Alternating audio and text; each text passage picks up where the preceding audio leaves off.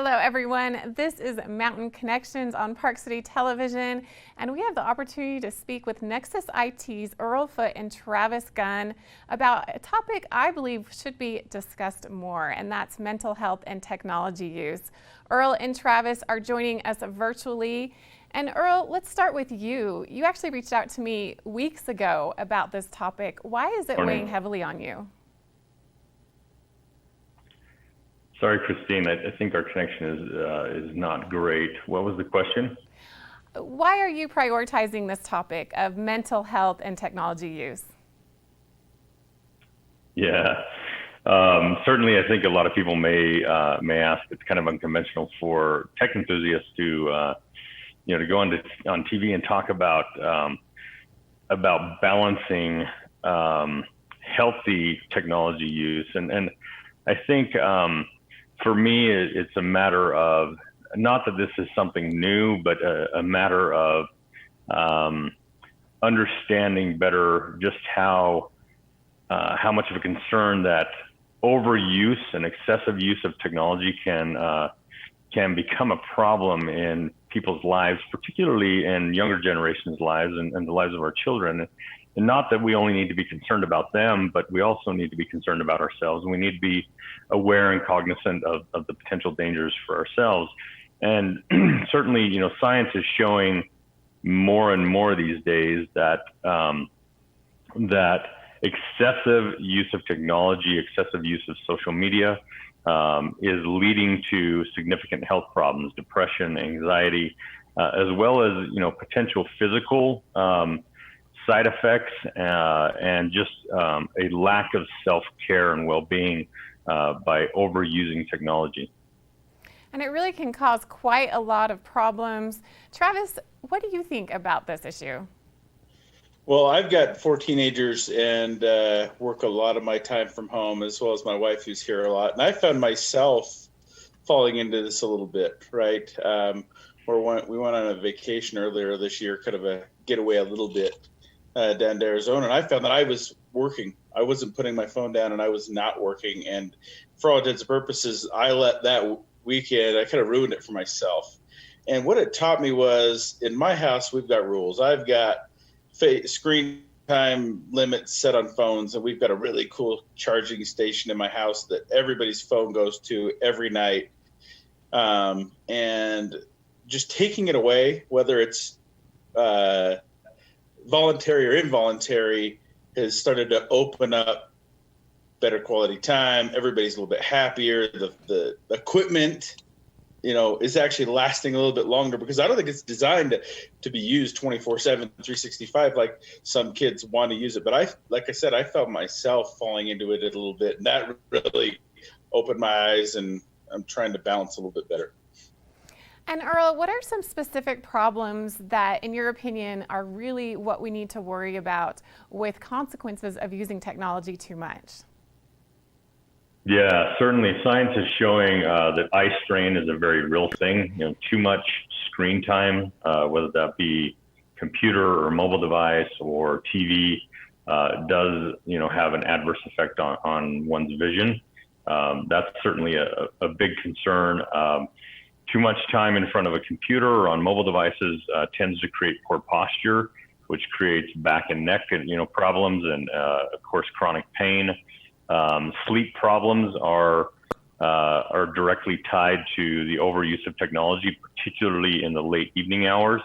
That's why it's recommended to disconnect early in the evening. Set up healthy boundaries for you and your family, and disconnect as early in the evening as you possibly can. And another quick tip I would give is as you would like others to be respectful of your personal time so you can create life balance in your life, respect other people's personal time as well. And so in hours that you probably wouldn't, you don't want others to be reaching out to you, particularly with potentially work-related things, don't be reaching out to them and making them feel like they need to respond to you. So, schedule hours of time for your messaging time, hours of time to catch up on whatever communications or correspondence you're doing via technology.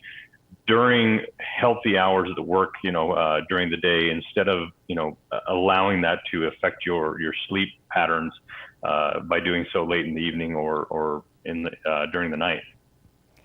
And Travis, what boundaries do you have set for yourself, for your family, to really help with overusage of technology? Yep, that's a good question. So we've set limits on all of the phones and even in some cases Wi-Fi, which controls our TVs, to where those things are turning on and turning off at certain times. Even with teenagers, I don't want my kids getting in a position where they're stuck and they feel like they're disconnected from the world because technology's off. So our cell phones, believe it or not, they turn off between about 7 or 7:30 at night during the week, and a little bit after midnight on the weekends, and then turn back on at 5 o'clock. And the goal is when those things are turned off, especially people think 7 during the week, they're just turning off from social media and things like that. And it's allowing our family to spend more time together, to interact, to go out and, go for a hike, go for ice cream or whatever. And they know even if I sneak my phone, it's not going to do me any good. So it's made it fun. Everybody's relationships are better, which ultimately is the goal, especially right now. And Earl, as a leader in the business technology community, you are heading up this company. What do you do? What's your advice to really try and balance this? Yeah, I would encourage people to have healthy activities outside of work and outside of technology. Have hobbies that you enjoy, whether that be hiking or biking or skiing or whatever it is. But, science has proven time and time again that we need time outdoors. We need vitamin D, we need sun, we need nature. So find hobbies that get you out. Maybe it's rollerblading with the dogs or, whatever it is. And I would recommend schedule those times, be fair to yourself and make sure you provide yourself with those times. And if possible, turn your technology off while you're doing those activities.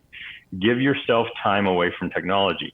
I realize that, if you're going to be hiking or biking, you probably need a cell phone on you in case of emergency, but you can turn it off. You can put it in a backpack or a pocket and leave it alone so that you can be present. And that's just one of my biggest recommendations is don't use technology as a crutch.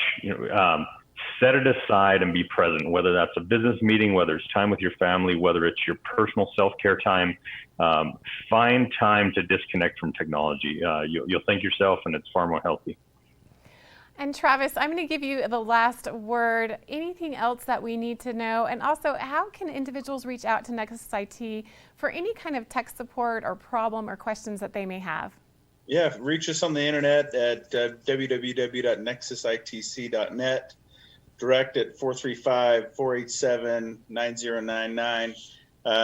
And my advice, best advice I can give you is start with 2 hours a day. 2 hours a day that you typically have your phone or your device or your TV. 2 hours a day, get rid of it and get outside. Well, thank you so much, Earl and Travis, for joining us from Nexus IT. You always give excellent tips on technology. We look forward to it every month.